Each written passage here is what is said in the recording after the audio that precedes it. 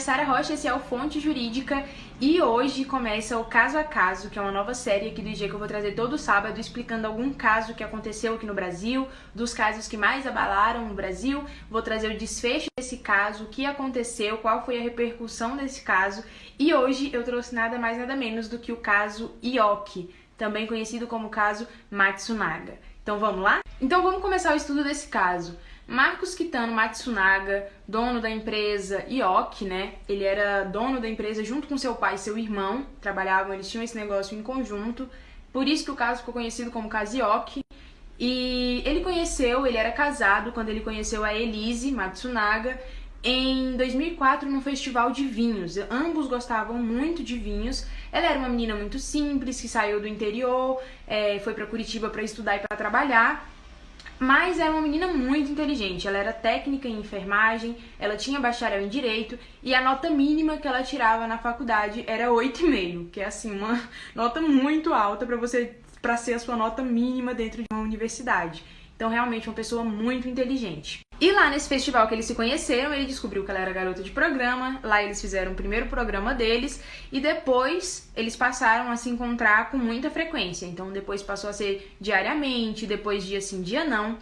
E Marcos Matsunaga deu pra Elise um apartamento, um carro, falou pra ela morar naquele lugar, usar aquele veículo, mas que ela deveria ficar somente com ele. E ele mantinha ela como amante, né? Ele ainda era casado com outra mulher, mas realmente houve um momento em que ele se apaixonou por Elise, largou a mulher dele, tá? Casou com a Elise e deu uma vida de luxo para ela, um casamento de luxo. Enfim, eles viviam financeiramente uma vida muito boa, muito nobre. Em 2009 eles oficializaram a relação deles, foram morar num quase quadriplex na zona nobre de São Paulo, mas a relação não era assim só flores, né? Segundo relatos dela, havia muita ofensa da parte dele dentro do relacionamento. Ele vivia ofendendo ela e dizendo e jogando na cara dela a situação pela qual eles se conheceram, né? Dela ser garota de programa e tudo mais. Só que daí, relatos do psicólogo de Marcos, porque Marcos não tá mais aqui para se defender, mas o psicólogo de Marcos diz que Elise apresentava vários traços de psicopatia e ela já se sentia irritada há muito tempo. Então eles estavam tendo muitas discussões entre o casal por causa dessas irritações de Elise e realmente, pela minha análise de tudo que aconteceu, eu também acho que Elise apresenta traços de psicopatia. E aí Elise engravida de Marcos, é a partir desse momento que o relacionamento passa a desandar, foi por um descuido, eles não estavam esperando aquela criança, a criança nasce e ela vem como única herdeira de Marcos.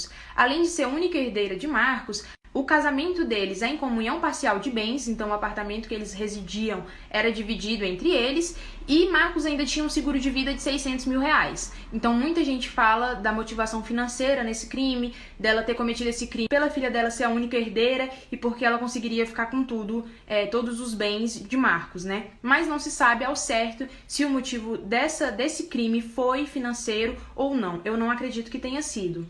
Mas o Marcos tem um padrão de comportamento na vida dele. E o mesmo que aconteceu com a ex-mulher de Marcos acontece com Elise. Novamente, o Marcos começa a se relacionar com outra garota de programa, dá um carro, dá um apartamento para ela, fala para ela ficar somente com ele, e Elise passa a suspeitar de tudo que está acontecendo. Quando ela começa a suspeitar de tudo que está acontecendo, o que ela faz? Ela contrata um detetive particular para vigiar ele e faz uma viagem proposital para o Paraná, para ele ficar livre e fazer o que tiver que fazer aqui, e ela descobrir tudo por meio do detetive. Deu tudo muito certo, ela descobriu tudo, ela já comprou uma serra elétrica lá no Paraná mesmo, então olha a intenção dessa maluca, né? E conclusão da história, volta para a cidade já sabendo de tudo, e quando ela chega no aeroporto, eles já começam a discutir sobre o que ela tinha descoberto dentro do carro mesmo, com o filho e a babá dentro do carro, a filha e a babá dentro do carro. Então tem imagem deles chegando em casa, subindo o elevador. Depois que eles sobem o elevador, existem relatos de que eles estavam discutindo muito dentro de casa, testemunho da babá fala que eles estavam brigando muito, discutindo muito, e aí por algum motivo Marcos, no meio da discussão, decidiu pedir uma pizza, o que eu acredito que foi motivado pela Elise, né? Ela falou para ele buscar a pizza justamente para ele estar despreparado no momento em que ela o atingisse, né? E aí mostra no elevador o Marcos descendo o elevador, buscando a pizza, subindo o elevador, e essa é a última imagem de Marcos vivo, no dia 19 de maio de 2012. O que aconteceu dentro desse apartamento assim que Marcos retornou? Nesse dia, então, o que aconteceu foi que Marcos levou um tiro na cabeça. Elise fala que houve uma discussão entre eles, mas a balística prova que não houve discussão porque ele foi pego de surpresa pelo jeito que a bala estava na cabeça dele. Elise começa então um sistema macabro de vingança. Pra mim, esse crime ele é completamente motivado por raiva. Existia muita raiva na Elise e também sintomas de frieza, psicopatia nela. Então, unindo essas duas coisas, eu acho que foi o que ocasionou esse fato. Então, Elise, depois de dar o tiro na cabeça de surpresa em Marcos, arrasta o corpo dele por um quarto de hóspedes que tem dentro da casa dela, com o filho dela e a babá dela lá em outro cômodo da casa.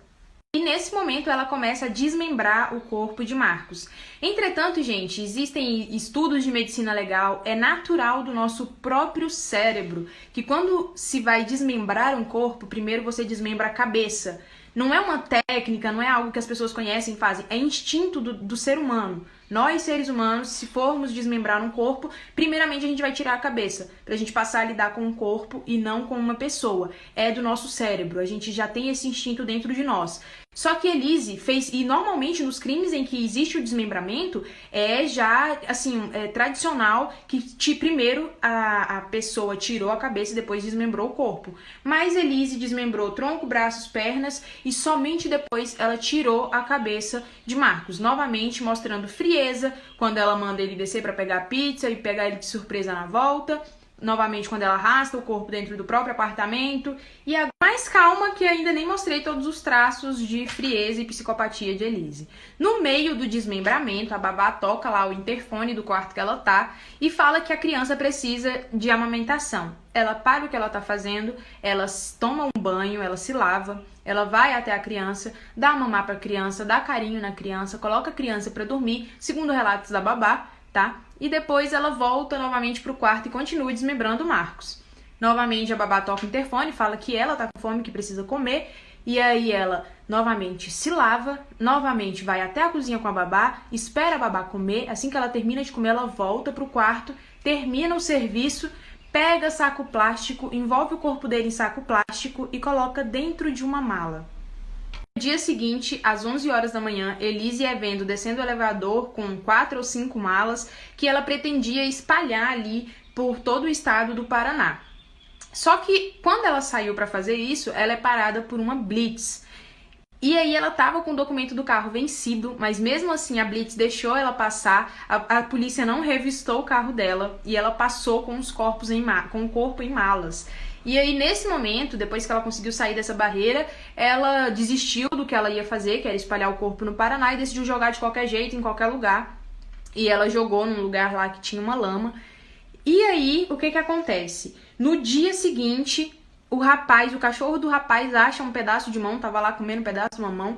O rapaz viu, chamou a polícia, começaram a procurar e acharam também a cabeça de Marcos. Enquanto isso acontecia, Elise foi até a casa da família de Marcos, fez um show, falou que Marcos tinha ido embora, estava arrasada, falou que Marcos tinha pegado todas as malas e ido embora, mostrou toda a investigação do detetive, falou que ele estava traindo ela, que ela mostrou isso pra ele, por isso ele tinha ido embora.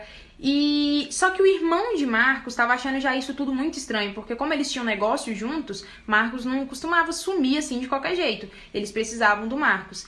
E aí o irmão dele, já achando tudo muito estranho, faz uma queixa de desaparecimento e pede a câmera de segurança. E nesse momento, ele vê que, na verdade, ele desceu para pegar a pizza, depois subiu e ninguém mais viu ele. Depois ele vê Elise saindo com 5 malas. O investigador desse caso, quando viu isso, já achou isso tudo muito estranho e já começou a suspeitar de Elise. E nesse momento o legista começa a investigar esse corpo que foi encontrado em sacos pelo cachorro, né, em Cotia, na cidade de Cotia.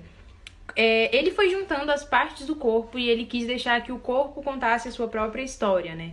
E ele percebeu, no início, eles cogitavam até a ideia do crime ter sido cometido por mais de uma pessoa, porque os cortes eram diferentes. No início, o corte era mais bruto, né? O que demonstra até que ela estava com muita raiva mesmo, então os cortes eram bem brutos. E no final, depois dela já ter alimentado o filho, alimentado a babá, tá tranquila, os cortes eram quase que cirúrgicos. Então, assim, eles não passavam por órgãos que tinham que passar. Ela era técnica em enfermagem, vale voltar a lembrar isso. Então, ela realmente sabia, ela tinha prática, né, em cirurgia, ela sabia o que fazer. E ela era muito inteligente. Então, os cortes eram muito limpos, cirúrgicos. Existem boatos que encontraram resquício de DNA dela. Não, mas essa prova nunca foi aceita nos autos. Então, eu não vou nem comentar isso aqui. Os policiais envolvidos no caso já perceberam que esse caso era muito grande, midiático. Já mandaram a equipe se preparar para o que iria acontecer. E o processo ele é bem interessante porque ele tem muitas provas, o julgamento desse caso foi gigantesco.